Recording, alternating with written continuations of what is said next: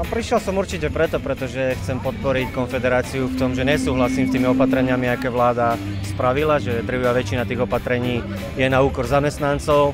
Dotýka sa to tej najcitlivejšej skupiny, tej, nechcem povedať, že najchudobnejšej, ale teda skupiny, ktorá by mala byť podľa mňa najmenej postihovaná. Vláda nám v tom nejde príkladom, práve naopak, oni si robia čo chcú, oni si zvyšujú platy, zvyšujú si rozpočty a nemyslím si, že zrovna toto je signál, ako ukázať bežným radovým zamestnancom, že takto sa má konsolidovať. Nesúhlasím s opatreniami tejto vlády, skrátka. Nesúhlasíme, čo sa tu deje v tomto štáte. A čo by ste chceli odkázať politikom?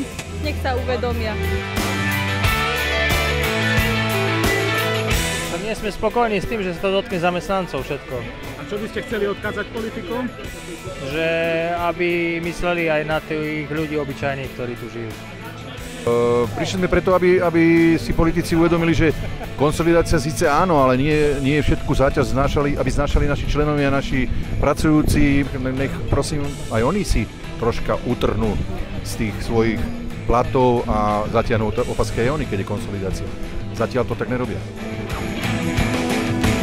Strašné je v tomto zbore a je málo ľudí a stále bude menej a menej. Takže chceme, aby bolo viacej, aby sa niekto staral o to, koľko je nás na ulici. Nás policajtov je veľmi málo. Chýba nám 3,5 tisíc ľudí.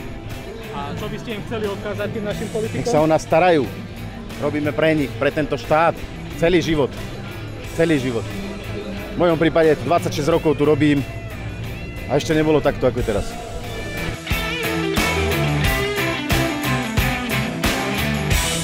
Kedy, ak nie teraz, teraz je to dôležité, aby sme sa spojili všetky odborové organizácie na celom Slovensku. A čo im odkazujeme? Poďte a vyskúšajte si žiť z týchto platov, ktoré títo zamestnanci na Slovensku dostávajú. A vy im ešte z toho idete aj zobrať. Takže prečo ste prišli? Pretože my v rámci tých zmien, ktoré pripravili, čo sa týka ľudí pracujúcich a zoderú si svoje zdravie a prídu o prácu a nedostanú podporu, ktorú im štát chce krátiť v rámci ich konsolidačného balíčka, mi príde absurdné, pretože človek pracuje, ničí si zdravíčko, jednoducho to zdravie neslúži a zostáva v podstate na holičkách nejakú tú dobu a hlavne keď sa bavíme aj o nejakom vyššom veku toho človeka. Takže z tohto hľadiska mi to príde šialené. A čo by ste odkázali politikom? Nech sa spamätajú a nech začnú pracovať pre ľudí. Že protest musí byť, lebo to, čo sa deje, už nie je únosné pre nás pracujúcich a pre naše deti pracujúce. Chceme, aby nám bolo aj trošku lepšie, nie budeme stále klesať a klesať. A čo by si odkázal politikom? Aby sa spamätali. Lebo sme nespokojní s touto situáciou na Slovensku. A čo by ste chceli odkázať politikom? Slušný plat za prácu.